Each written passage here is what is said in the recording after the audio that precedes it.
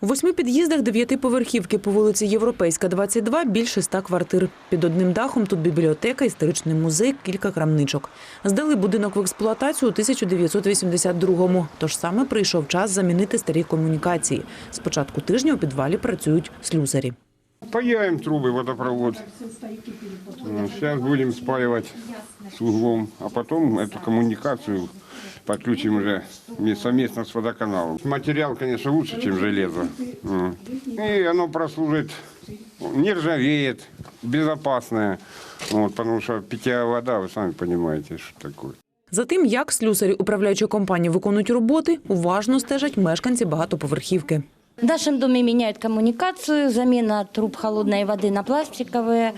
Это, я думаю, прослужит очень много лет. 96 метрів нових пластикових труб планують замінити до кінця тижня. На кожному стояку встановлять запірну арматуру та бірку, на якій буде вказано, за які квартири вони відповідають. Для удобства работы аварийной службы и наших слесарей участка мы на каждом стояке будет бирочка, с какой по какую квартиру перекрывают этот стояк.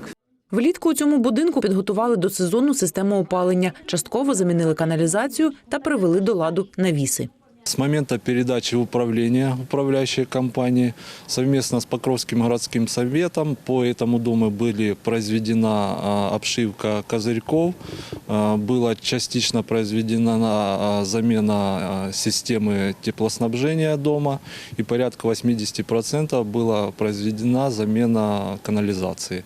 Комунальники запевняють, нинішні роботи з заміни системи водопостачання виконають в найкоротший термін.